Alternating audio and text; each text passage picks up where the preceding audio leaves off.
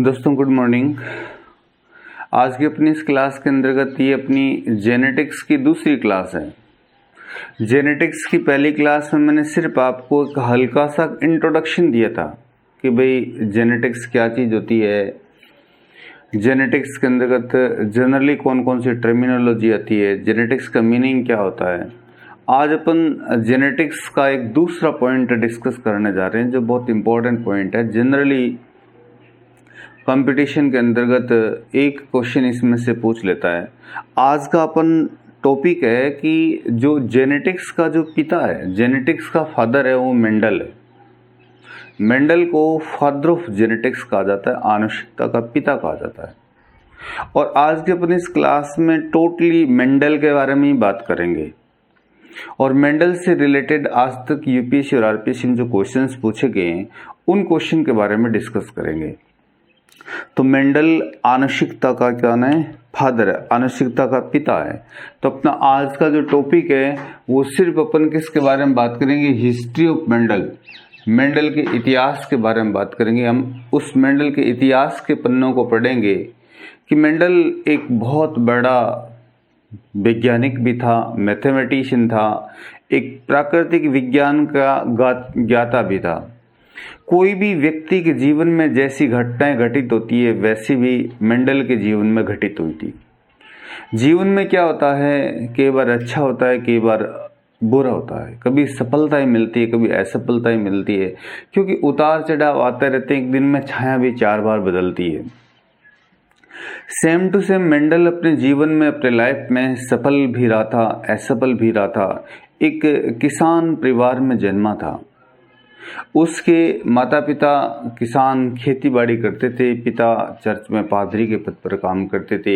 एक गरीब परिवार का था जो अपने जीवन में सफल भी रहा था, असफल भी रहा था और जीवन में इतना कर गया कि आज अपनी अपन जो जेनेटिक्स पढ़ रहे हैं, मॉडर्न पढ़ रहे हैं, अपनी जेनेटिक्स का बेस है वो मेंडल ही तैयार करके गया था। मेंडल से पहले भी बहुत वैज्ञानिक आए थे लेकिन वो सारे असफल ही रहे, मेंडल ही सफल रहा था। तो मेंडल क्यों सफल रहा था, कुछ चीज़ों में असफल भी रहा था। मेंडल अपने को वो नियम दे गया जिसे आने वाली अपन अनेकों कई पीढ़ियों तक भी उस साइंस को अपन उपयोग करके आने वाली इस अर्थ के ऊपर हर प्रजाति को खाद्य पदार्थ, हर प्रकार की सुविधाएं अवेलेबल करवा सकते हैं। देखो, मेंडल एक किसान परिवार के अंतर्गत उसका जन्म हुआ था। मेंडल का जो जन्म हुआ था, वो हुआ था 22 जुलाई को। मेंडल का जन्म कब हुआ था? 22 जुलाई 1822 को जन्मा था। मेंडल 22 जुलाई 1822 को जन्मा था। एक जो देश है उस देश का नाम था ऑस्ट्रिया। वर्तमान में इसको चेकोस्लोवाकिया कहते हैं। मेंडल का जन्म 22 जुलाई 1822 को चेकोस्लोवाकिया, ऑस्ट्रिया में जन्म लिया था। और ऑस्ट्रिया में एक प्रांत थी, हेजेंड्रा प्रांत। उस हेजेंड्रा प्रांत की छोटे से गांव के अंदर, उस गांव का नाम क्या था? सिलेशिया प्रांत के अंतर्गत, हेजेंड्रा प्रांत के सिलेशिया गांव के अंतर्गत जन्म लिया था। एक किसान परिवार में उसके मम्मी पापा खेती बाड़ी करते थे और पिता चर्च में साथ साथ पादरी के पद पर भी काम करते थे। मेंडल है, इसकी मृत्यु, उसकी डेथ हो गई थी 1884 के अंदर। और डेथ की डेट है वो जनवरी के महीने में 6 जनवरी की मृत्यु हुई थी। और मृत्यु का जो रीजन था, कारण था, उसका गुर्दा खराब हो गया था, किडनी की डिजीज हो गई थी, गुर्दे का रोग हो गया था। और गुर्दे के रोग का उसका नाम है ब्राइट डिजीज।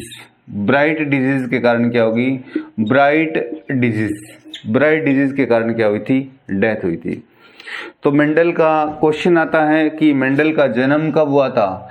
मेंडल का जन्म हुआ था 22 जुलाई 1822 को। मेंडल के शरीर का कौन सा अंग है जो रोगग्रस्त हो गया जिसके कारण उसकी मृत्यु हो गई थी? गुर्दा। मेंडल की मृत्यु किस रोग के कारण हुई थी? ब्राइट डिजीज के कारण। मेंडल की मृत्यु किस डेट को हुई थी? 6 जनवरी 1800 इसके अंतर्गत 84 को हुई थी। देखो, उसकी 84 के अंतर्गत मृत्यु हो गई थी, लेकिन लगभग मृत्यु के 16 साल बाद उसको नोबेल पुरस्कार मिला था। मतलब एक व्यक्ति को जीवन की अंतर्गत लाइफ में खत्म होने के बाद, मौत के बाद में उसको नोबेल पुरस्कार मिला था। तो इसके अंतर्गत लगभग 19वीं शताब्दी के अंतर्गत मेंडल को नोबेल पुरस्कार मिला था। तो मेंडल के मृत्यु के 16 साल बाद यदि अपन बात करें, लगभग उसको क्या मिला था, नोबेल पुरस्कार मिला था। मेंडल है वो चर्च में पादरी के पद पर काम किया था उसने। मेंडल ने चर्च में पादरी के पद पर काम किया था, और चर्च में पादरी के पद पर जो काम किया था, लगभग कितने साल तक किया था, 8 वर्ष तक ये काम किया था चर्च में। किस पद पर, पादरी के पद पर, और लगभग 8 साल तक उसने 1857 से 66 के बीच के अंतर्गत काम किया था।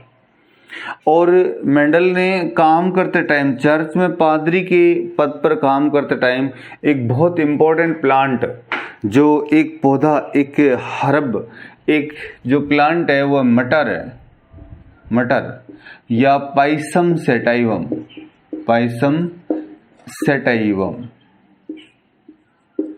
या गार्डन पी कहते हैं इसको। क्या कहते हैं? गार्डन पी कहते हैं।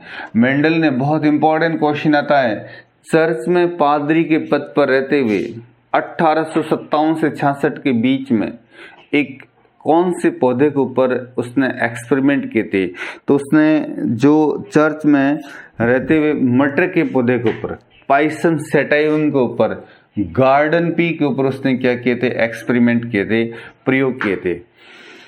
मेंडल एक बहुत बड़ा क्या था? मैथमेटिशियन था, गणितज्ञ था। बहुत इंपॉर्टेंट क्वेश्चन आता है कि मेंडल क्या था? कि मैथमेटिशियन था। मेंडल एक गणितज्ञ था, गणितज्ञ था, गणित का ज्ञाता था, और प्राकृतिक विज्ञान का बहुत नॉलेजफुल पर्सनैलिटी थी। प्राकृतिक विज्ञान वो पढ़ाता भी था, प्राकृतिक विज्ञान का ज्ञाता था।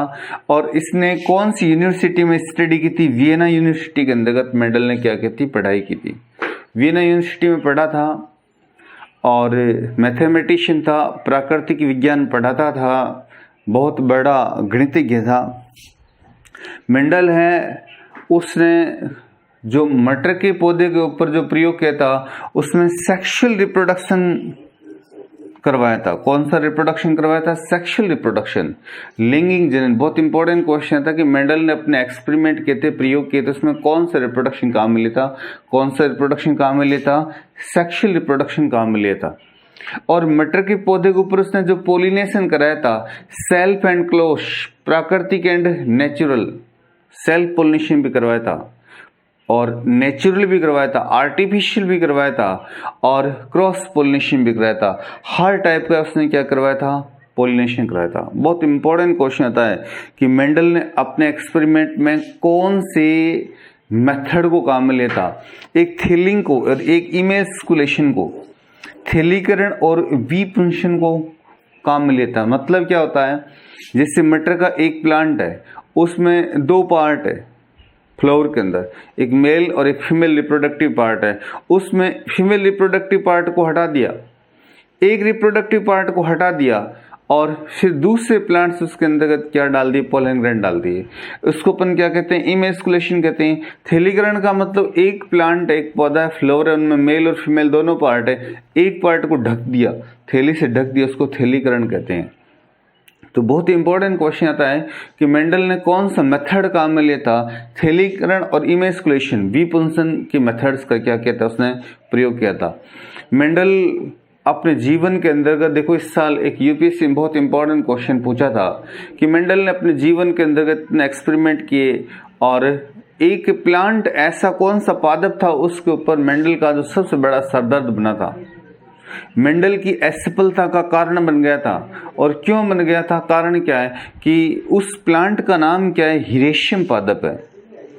मेंडल अपने प्रयोग किस पादप के ऊपर रिपीट नहीं कर पाया था? हिरेशियम पादप के ऊपर। मेंडल है, उसकी असफलता का कारण कौन सा प्लांट बना था? हिरेशियम बना था। और हिरेशियम क्यों बना था? क्योंकि मेंडल जो एक्सपेरिमेंट कर रहा था सेक्सुअल रिप्रोडक्शन के ऊपर, लैंगिक जनन के ऊपर, मेंडल को रिप्रोडक्शन के अलग अलग मेथड के बारे में नॉलेज नहीं था। लेकिन इस प्लांट के अंतर्गत पार्थेनोजेनेसिस था, एनिशिक जनन था, पार्थेनोजेनेसिस था। और पार्थेनोजेनेसिस के कारण मेंडल अपने एक्सपेरिमेंट है वो हिरोशिम पादप के ऊपर रिपीट नहीं कर पाया। इस कारण मेंडल का सबसे बड़ा सरदर्द बनने वाला प्लांट कौन सा प्लांट था? हिरोशिम पादप था। तो मेंडल ने कितने साल एक्सपेरिमेंट किए थे? 8। किस पद पर काम किया था? चर्च में पादरी के पद पर। कौन से प्लांट को चुना था? पाइसेंथेटम गार्डन पी को। कहाँ से कहाँ तक प्रयोग किया? 57 से 66 तक। मेंडल क्या था? मैथमेटिशियन था। मेंडल किसका ज्ञाता था? क्या पढ़ाता था? प्राकृतिक विज्ञान। किस यूनिवर्सिटी में पढ़ाई की थी? वियना के अंतर्गत।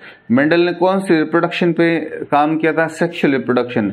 मेंडल ने कैसा पोलिनेशन कराया था? सब टाइप का पोलिनेशन करवाया था। मेंडल ने कौन से मेथड